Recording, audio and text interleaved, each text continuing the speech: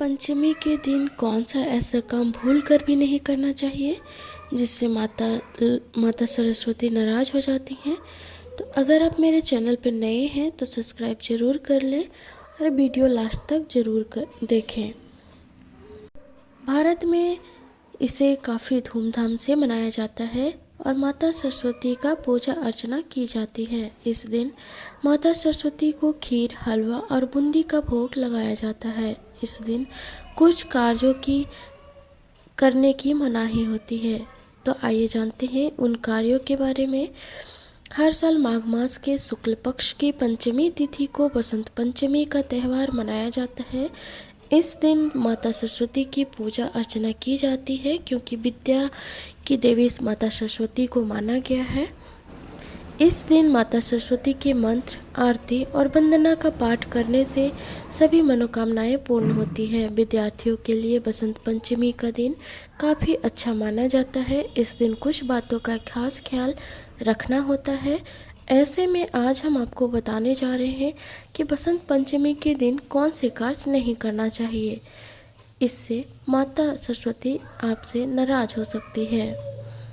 इस दिन काले और लाल रंग के वस्त्र बिल्कुल ना धारण करें। बसंत पंचमी के दिन पीले, सफ़ेद या धानी रंग के वस्त्र पहनने चाहिए। यह प्रकृति का त्यौहार है और हरियाली का उत्सव। अतः इस दिन फसल काटने के काम को टाल देना चाहिए। साथ ही घर में भी किसी भी पेड़ की छटाई भी नहीं करनी चाहिए। इस दिन किसी को भी अपशब्द नहीं बोलना चाहिए। कहा जाता है कि इस दिन सरस्वती जुबान पर होती है, इसलिए अपनी वाणी पर संयम रखें और गुस्सा ना करें। किसी को बुरा ना बोलें और ना ही किसी को बोलने की इजाज़त दें। इस दिन पितृ तर्पण भी किया जाता है, इसलिए घर में भूलकर भी कलह नहीं करना चाहिए। इससे पितरों को कष्ट होता है। इस दिन बिना स्नान किए भोजन नहीं खाना चाहिए। पहले सरस्वती वंदना करना चाहिए और माता सरस्वती को भोग लगाना चाहिए। बसंत पंचमी के दिन मांसाहार और शराब का सेवन बिल्कुल नहीं करना चाहिए। उस दिन केवल सात्विक भोजन का ही सेवन करना चाहिए। सरस्वती पूजा के दिन व्यक्ति को ब्रह्मचर्य का पालन करना चाहिए। अब हम बात करेंगे कि किस तरह बसंत पंचमी के दिन माता सरस्वती की पूजा करें जिससे माता सरस्वती प्रसन्न रहे और हमारी मनोकामना पूर्ण करें। सरस्वती पूजा करते समय सबसे पहले माता सरस्वती की प्रतिमा या तस्वीर को सामने रखना चाहिए। इसके बाद कलश स्थापित करके गणेश जी तथा नवग्रह की विधिवत पूजा करनी चाहिए। इसके बाद सरस्वती की पूजा करें। सरस्वती माता की पूजा करते समय उन्हें बस ध्यान लगाना चाहिए। माता सरस्वती की पूजा करते समय सबसे पहले आचमन और स्नान कराएं। इसके बाद माता को फूल माला चढ़ाएं। सरस्वती माता को सिंदूर, अन्य श्रृंगार की वस्तुएं भी अर्पित करनी चाहिए। बसंत पंचमी के दिन सरस्वती माता के चरणों पर गुलाल भी अर्पित किया जाता है। देवी सरस्वती श्वेत यानी कि सदा वस्त्र धारण करती है, इसलिए उन्हें श्वेत वस्त्र धारण करवाएं। सरस्वती पूजन के अवसर पर माता सरस्वती को पीले रंग का फूल चढ़ाएं। प्रसाद के रूप में मौसमी फलों के अलावा बूंदियाँ अर्पित करनी चाहिए। ध्यान रहे खट्टे फलों का उपयोग ना करें। इस दिन सरस्वती माता को मालपुए और खीर का भी भोग लगाया जाता है। माघ शुक्ल पंचमी के दिन सरस्वती की पूजा के बाद षष्ठी तिथि को सुबह माता सरस्वती की पूजा करने के बाद उनका विसर्जन कर देना चाहिए। संध्या काल में मूर्ति को प्रणाम करके जल में प्रवाहित कर देना चाहिए। सरस्वती पूजा करने के बाद माता सरस्वती के नाम से हवन करना चाहिए। हवन के लिए हवन कुंड अथवा भूमि पर 1.25 हाथ चारों तरफ नाप कर एक निशान बना लेना चाहिए। अब इस भूमि को कुशा से साफ करके गंगा जल छिड़क कर पवित्र करें और यहाँ पर हवन करें। हवन करते समय गणेश जी नवग्रह के नाम से हवन करें। इसके बाद सरस्वती के नाम से ओम श्री सरस्वती नमः स्वाहा इस मंत्र से 108 बार हवन करना चाहिए।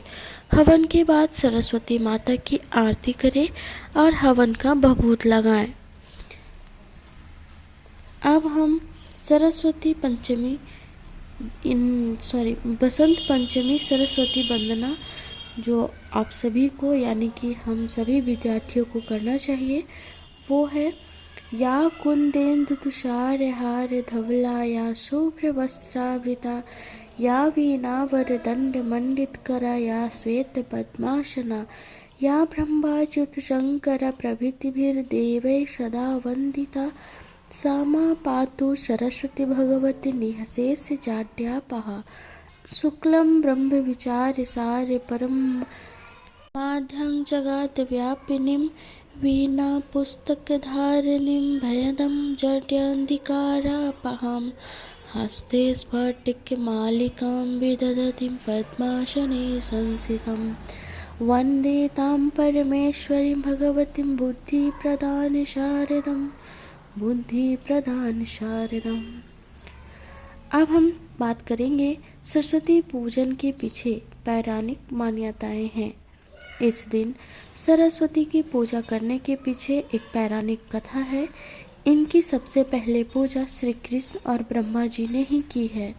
देवी सरस्वती ने जब श्री कृष्ण को देखा तो उनके रूप पर मोहित हो गई और पति के रूप में पाने की इच्छा करने लगी।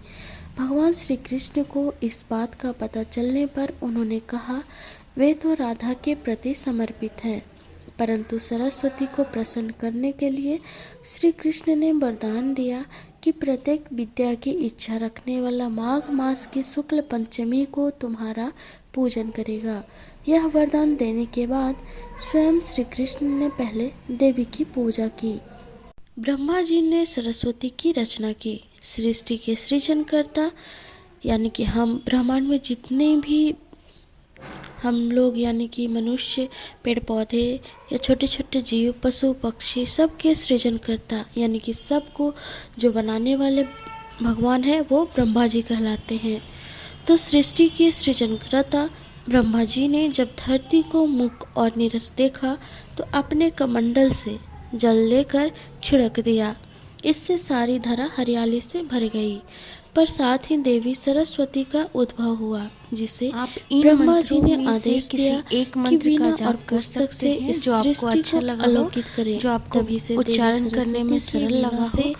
तो आप जब भी पढ़ाई करने वक्त प्रकृति उसके पहले 11 बार या 5 बार या एक बार कहते हैं। देवी वर प्राप्त करने के लिए कुंभकर्ण ने 10,000 वर्षों तक गौवर ने घोर तपस्या की। वीडियो अच्छा लगा हो तो लाइक और तैयार हुए तो देवों ने निवेदन किया कि आप इसको वर तो दे रहे हैं, लेकिन यह आसुरी प्रवृत्ति का है और अपने ज्ञान और शक्ति का कभी भी दुरुपयोग कर सकता है।